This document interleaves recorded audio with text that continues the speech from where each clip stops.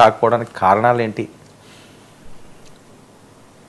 సక్సెస్ఫుల్గా కాంగ్రెస్ మరొక విజయాన్ని తమ ఖాతాలో వేసుకుంది. ఇవన్నీ చర్చిద్దాం. మనతో పాటుగా సీనియర్ సంపాదకులు తెలపల్లి రవి గారు సిద్ధంగా. రవి గారు నమస్తే సార్. నమస్తే వర్మ సార్, జూబ్లీ హిల్స్ ఉప ఎన్నిక, గోపీనాథ్ని విపరీతంగా ఆదరించిన వాళ్ళు ఆవిడ భార్య దగ్గరికి వచ్చేసరికల్లా సెంటిమెంట్ పనిచేయలేదు, వేరే అంశాలు పనిచేయలేదు. ఆవిడ నేనే గెలిచాను, ఇది అసలు విజయమే కాదు కాంగ్రెస్ అని చెప్పి సునీత గారు మాట్లాడే పరిస్థితి. జూబ్లీ హిల్స్ ఉప ఎన్నిక జరిగిన నేపథ్యం ఏ రకంగా చూడాలి సార్? ఈ రిజల్ట్ జూబ్లీ హిల్స్ ఉప ఎన్నిక తప్పనిసరిగా ఏదో కాంగ్రెస్ కారు టికెట్లో కాంతిరేఖలాగా ఇప్పుడు ఆ పార్టీకి చాలా ఉత్సాహం ఇచ్చే ఒక పరిణామమే.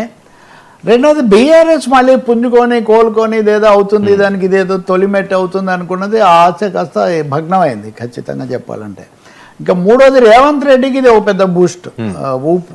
రెండు విధాల, ఇటు ప్రత్యర్థిని ఎదుర్కోవడంలోనూ, రెండవది సొంత పార్టీలో కూడా ఇంకెలాంటి అంతఃకలహాలు లేదా ఉంటాయి కాంగ్రెస్ అన్నాక, కానీ సవాల్ చేసే పరిస్థితి మాత్రం ఉండదు. కాబట్టి రేవంత్ రెడ్డి కన్సాలిడేషన్, రేవంత్ రెడ్డి మరింత నిలదొక్కుకోవడానికి ఇది తప్పకుండా దోహదపడుతుంది.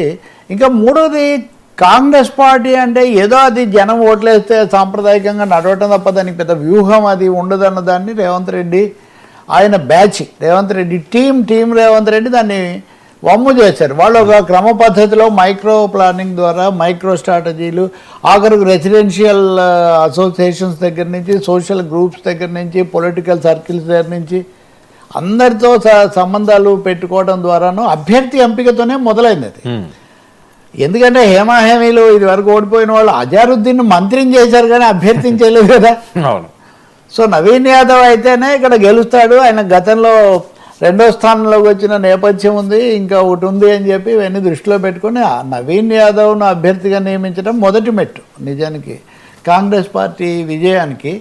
ఆ తర్వాత క్రమ పద్ధతిలో అందరినీ కలుపుకొని పోవటం. మీకు ఒక ఇది చూడండి, పొద్దునుంచి నేను చర్చలో పాల్గొంటుంటే బీఆర్ఎస్ మిత్రులు అసలు ముఖ్యమంత్రి వచ్చి వారం రోజులు ఉండటం ఏంటి, ప్రతి సమావేశానికి రావటం ఏంటి అని ఆక్షేపిస్తున్నారు. ప్రజాస్వామ్యంలో ఒక ముఖ్యమంత్రి ప్రచారానికి రావడమా లేదా తను నిర్ణయించుకుంటాడు. అది ప్రజల దగ్గరికి వెళ్ళి ఓట్లు అడగటము, నేను ఇది చేశానని చెప్పడం ఏ ప్రభుత్వ అధినేతకైనా అది ఒక సానుకూలమైన విషయమే.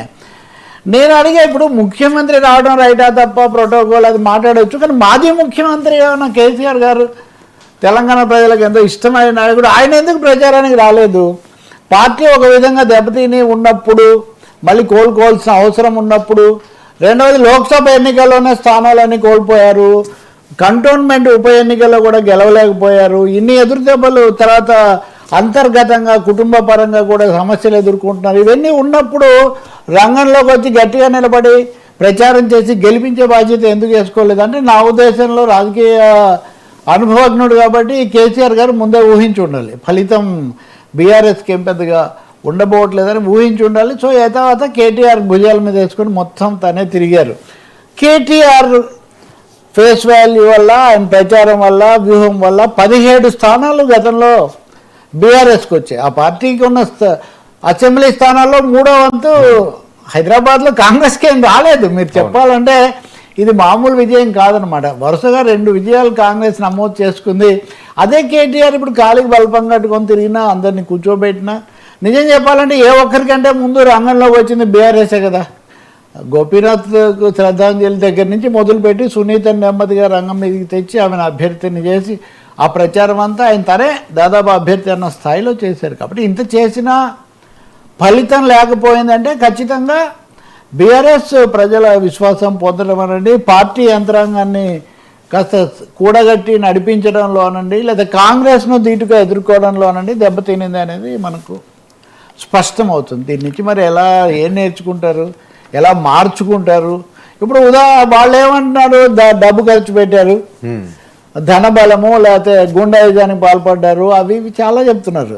ఈ సావధాన భేద దండోపాయాలు ఎప్పుడు పాలక పార్టీలు ప్రయోగిస్తాయి. లేకుండా మంచి బాలులాగా ఉంటారు వాళ్ళని ఎవరు అనుకోరు, కానీ వాటితోనే గెలవరు కదా. గెలిచినా కానీ మీరు అన్నట్టు ఏ 3,000తోనో 5,000తోనో ముక్కుతూ ములుగుతూ బయటపడతారన్నది పోయి 25,000 దాకా వెళ్ళటం అంటే ఇది నిజానికి చాలా అసాధారణమైన విజయమే. అందులో హిస్టరీలో ఇదే హైయెస్ట్ మెజారిటీ అండి ఏది జూబ్లీ హిల్స్ హిస్టరీలో అనుకోవాలి. ఎందుకంటే గోపీనాథ్ కూడా 2 సార్లు 16,000 మెజార్టీతో గెలిచారు. ఒకసారి అది కూడా కాదు, ఇంకొంచెం తక్కువ వచ్చింది. కాబట్టి 16,000తో వాళ్ళ సీటు కదా పైగా, అది బీఆర్ఎస్ సీటు. చనిపోయిన ఆయన భాగస్వామిని అక్కడ పెట్టారు, అయినా కానీ జరగలేదు కదా. కాబట్టి అంటే మనమైతే చర్చలో 2-3 రోజుల నుంచి ఎగ్జిట్ పోల్స్ అవే చెప్తున్నాయి, మనం కూడా దాదాపు వాటితో ఏకీభవించిన పరిస్థితే. కానీ ఆ చెప్పిన దానికంటే కూడా చాలా ఎక్కువగా ఉంది. అవును. ఇప్పుడు ఎగ్జిట్ పోల్స్ విఫలం సఫలం మొదలు పెడితే జూబ్లీ హిల్స్ లో చాలా మంది బీఆర్ఎస్ గెలుస్తుందని చెప్పారు కదా. ఎగ్జిట్ పోల్ కంటే ముందు సర్వేలో అయితే చాలా ఎక్కువగా చెప్పారు, ఎగ్జిట్ పోల్స్ లో కూడా కొంచెం మిక్స్డ్గా చెప్పారు. కాబట్టి ఖచ్చితంగా ఇది బీఆర్ఎస్ కాంగ్రెస్ మీద విమర్శ దాడి, లేదా రేవంత్ రెడ్డి మీద వ్యక్తిగత విమర్శ ఒకటైతే, ముందు తనను తాను విమర్శించుకోవడం, ఎక్కడ దెబ్బతిన్నాము, ఎక్కడ ప్రజలకు దూరం అయ్యాము, ఎక్కడ కార్యకర్తలను సమీకరించుకోలేకపోయాము, విశ్వాసం ఎందుకు పొందలేకపోయాము అనేది చూడాల్సిన అవసరం ఉంది. అది చేసుకుంటే ప్రజాస్వామ్యంలో ఉపయోగం, గెలుపులు ఓటములు ఉంటాయి. కానీ ఒకటైతే చెప్పొచ్చు, రేవంత్ రెడ్డి తప్పొప్పులు లోపాలు ఏమున్నా ముఖ్యమంత్రిగా ఆయన ప్రజలు ఎన్నుకున్న ప్రభుత్వం అన్న వాస్తవాన్ని జీర్ణం చేసుకోవాల్సి ఉంటుంది. అది ఏమీ బేఖాతరు ఏదో అయ్యారు, కాంగ్రెస్ పార్టీ అదృష్టం కలిసి వచ్చాడు అనే పద్ధతిలో చూడడం వల్ల ఉపయోగం లేదు. ఇక మీదటన్నా కనీసం, ఎందుకంటే వరుసగా 2-3 దెబ్బలు తిన్నాక అయినా చూడాలి మరి ఇంకా తదుపరి ఏమవుతుంది. కేటీఆర్ అందరు మాట్లాడుతున్నారు ఇందాక నుంచి, ఆమె మీరు అన్నట్టు నేను గెలిచాను అంటున్నారు. ఇవన్నీ రాజకీయ ప్రచారానికి పనికి వస్తాయి కానీ ఇంకొకందుకు పనికిరావు. మిగతా దేశంలో కాకుండా జంట నగరాల్లో హైదరాబాద్లో జూబ్లీ హిల్స్లో మరీ ముఖ్యంగా, జూబ్లీ హిల్స్ అనేది వివిధ సామాజిక వర్గాలకు, కులాలకు, మతాలకు, రంగాలకు, అది సినిమాల దగ్గర నుంచి రోజువారీ కూలీల వరకు కూడా ఉండే ఒక చాలా విలక్షణమైన విభిన్నతతో కూడిన నియోజకవర్గం ఇది. ఇటువంటి చోట వచ్చిన ఈ ఫలితం ఒక విధంగా హైదరాబాద్ మినీ ఇండియా అయితే జూబ్లీ హిల్స్ మినీ హైదరాబాద్ అనాలి. ఇక్కడ వచ్చిన తీర్పు ఆ విధంగా చాలా ప్రభావం చూపిస్తుంది. ఇవన్నీ బేరీ చేసుకోవటం చాలా అవసరం. మజ్లిస్ పాత్ర కూడా ఇక్కడ మళ్ళీ రైట్. సార్ మనతో పాటుగా సముద్రాలు వేణుగోపాలాచారి గారు, మాజీ ఎంపీ జాయిన్ అయ్యారు. వేణుగోపాలాచారి గారు నమస్తే సార్. మీ వాయిస్ మ్యూట్లో ఉంది, ఒకసారి చెక్ చేయరా?